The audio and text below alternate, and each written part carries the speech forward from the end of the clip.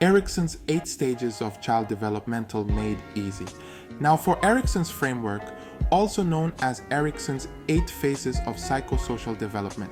As you're aware, we have an extensive chart that illustrates the developmental process. So before you feel overwhelmed, concentrate on the highlighted ones here, as these are the most thoroughly examined. So here we go. Beginning at the top, 0 to 18 months, this is considered the infant stage, and the characteristics are trust versus mistrust. Now the virtue is hope and optimism, and the need and focus are safety with the mother or essentially the caregiver. Now the positive outcome here is trust and faith. Trust and faith in the environment and with the caregivers, and the unfavorable outcome that we aim to avoid is fear and suspicion with people and the environment. Now, the next stage here is 18 months to 3 years old. These are our toddlers and early childhood, and the characteristics that I would emphasize are autonomy versus shame and doubt, as mentioned by ATI. Now, the virtue is the will and use of freedom as well as self-restraint, and the need and focus here are independence from the parents. So the positive outcome is independence and control over behavior and skills. This is what they mean by autonomy. Now the negative outcome is the inability to achieve autonomy.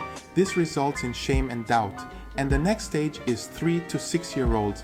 These are preschoolers. So the characteristics are initiative versus guilt, and the virtue is purpose, or the ability to initiate activities and goals. Now, the need and focus in this age group are being powerful within the family and exploring, essentially gaining more independence and wanting to explore more. So the positive outcome is initiative and being assertive, essentially having a sense of purpose. Now, the negative outcome is asserting too much power and facing disapproval and guilt. Now, the next age group is 6 to 12 years old. This is our school-age children.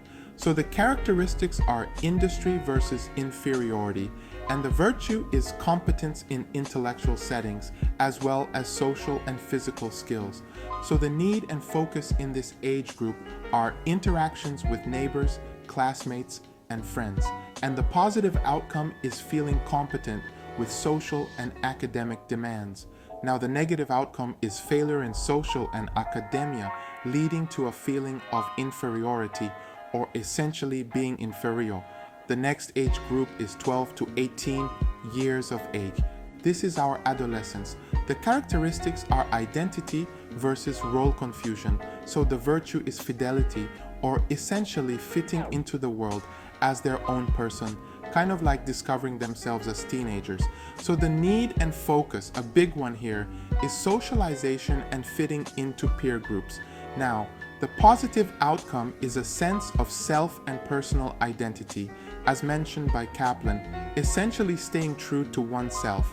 And the negative outcome is confusion with self-identity, leading to loneliness and isolation without any friends.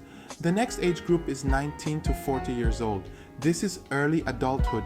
The characteristics are intimacy versus isolation with virtues of love, and finding and losing self and others, finding and losing oneself within one's career. And the need and focus here are love with partners, as well as friends. So the positive outcome is strong relationships, intimate and loving, and the negative outcome is weak relationships. So once again, loneliness and isolation. The next age group is 40 to 65. This is considered full adulthood, and the characteristics are generativity versus stagnation. And a little side note, generativity means that one is more concerned about other people, be it kids or the next generation. So virtue is care, guidance, and teaching the new generation. Now this is marked by providing value to a household as well as society. Often it's called giving a gift, whether it's to the children or to the next generation. Now the positive outcome here is feeling accomplished and useful within a family or society, and the negative outcome is a shallow sense of self with limited involvement in the world. Lastly is 65 plus. This is considered maturity with characteristics, being integrity versus despair, and the virtue is wisdom with fulfillment and satisfaction. So the need and focus here are reflection on life. They basically feel like they've received a gift, and the positive outcome here is wisdom and fulfillment while reflecting on life. Now, the negative outcome is regret, bitterness, and despair with life. Okay, as you can see, this is a comprehensive chart. The majority of the test questions come between infancy and adolescence, so I'd be sure to focus on these age groups for your next exam. All right, that's it for today. Thank you for watching. Don't forget to hit the like button and subscribe to Back to Land and Co. for more content like this. See you in the next videos.